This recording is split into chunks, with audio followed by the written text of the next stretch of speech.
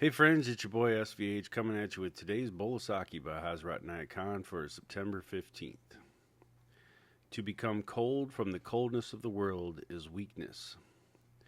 To become broken by the hardness of the world is feebleness. But to live in the world and yet to keep above it is like walking on water. Before I get into the commentary, I just got to say, um, some days I feel like I'm doing pretty well, and maybe even some days I'm walking on water, right? Living in the world, but keeping above it.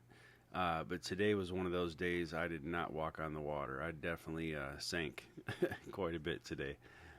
Just got a lot going on, a lot of pressure from a lot of different angles, a lot of things that just keep me busy.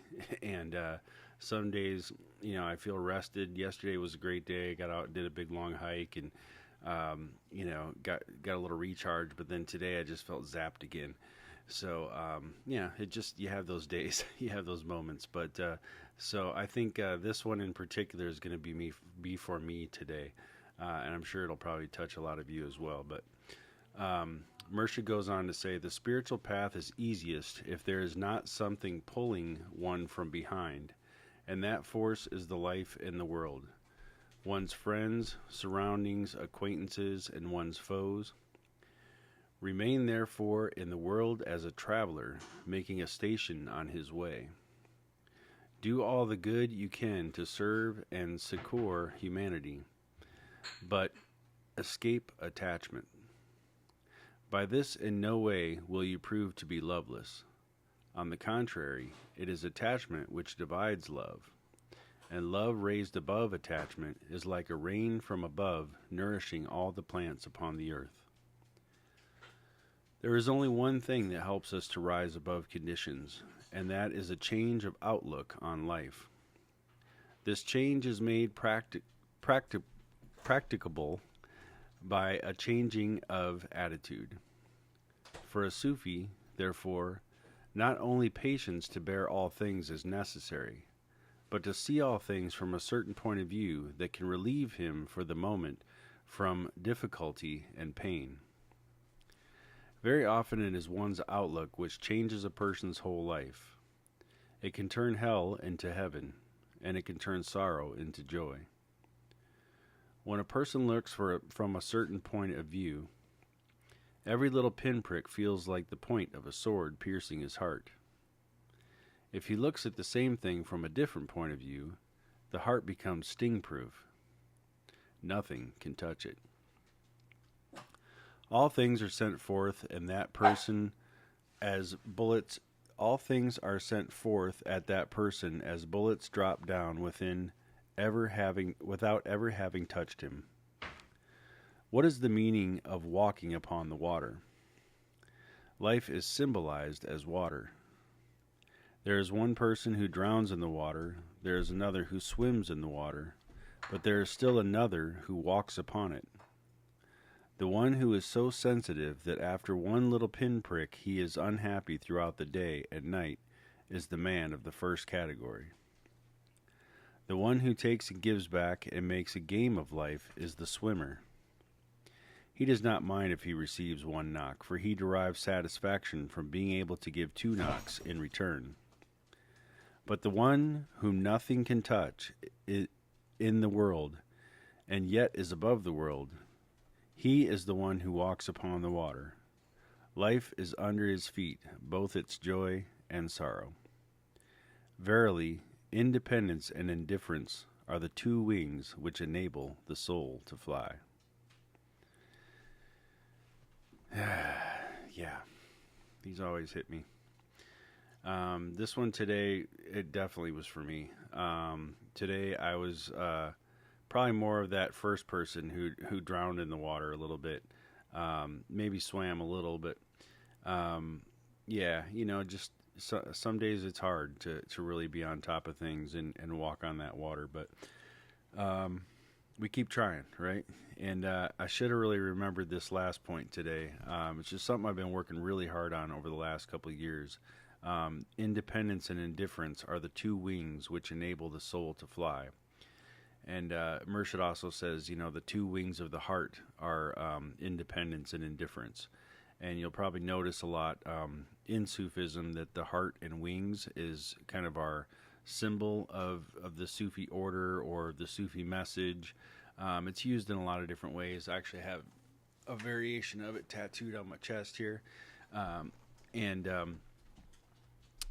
it's that heart and wings, is the heart quality is lifted up by independence and indifference, and those two wings keep the heart aloft, or help the soul to fly in this particular case. Independence is something that I've been really working on for a long time. Finding a way to, do music independently and not rely on a band, right? Or to, also be able to have my own belief in my own path and not feel that I have to be, I'm still a part of a group, but not necessarily belong to an organization or something in order to be that. And then being independent in terms of my career as well. I had a lot of blessings and success over the last 4 or 5 years in my day job by going independent and doing some things independently on my own, and really learned a lot from that experience and gained a lot from it. Then indifference. Indifference is something that I really struggled with for a while, to be indifferent to certain things.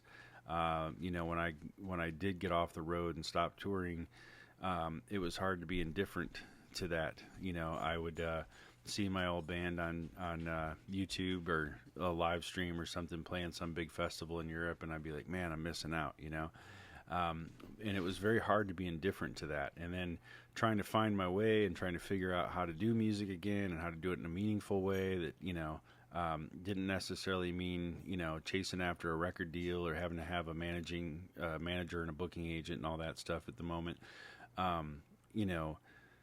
It was hard to be indifferent to that, but over time it was easy, and now I'm very indifferent to it. I love being independent and doing my own thing, and I'm putting out music, a lot of music lately, and it's good. I'm just loving just being creative again and getting things out there, and hoping that it inspires other people and moves them in the way that it moved me as it came through. So, that indifference comes at the right time.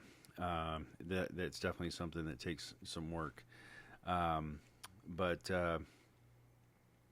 an indifference to just situations in life, things that come along and knock us out of our comfort zone, right?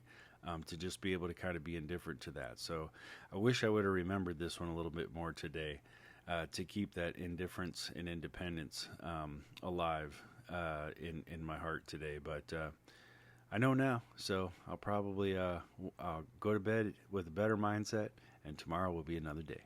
So, this is a good one. I really enjoy this one. I think it's a great teaching, and really helps people to understand the different stages that it takes to get to that point of not even enlightenment or God consciousness per se, but just comfort in being able to live in the world, to inwardly be with God and outwardly be with the people, as is often said.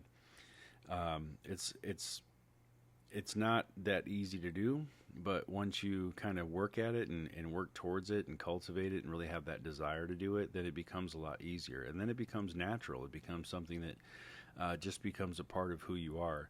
Your whole being and your presence and everything changes and shifts to be a little bit more conscious of everything and how it all comes together and how it all connects. So, to become cold from the coldness of the world is weakness.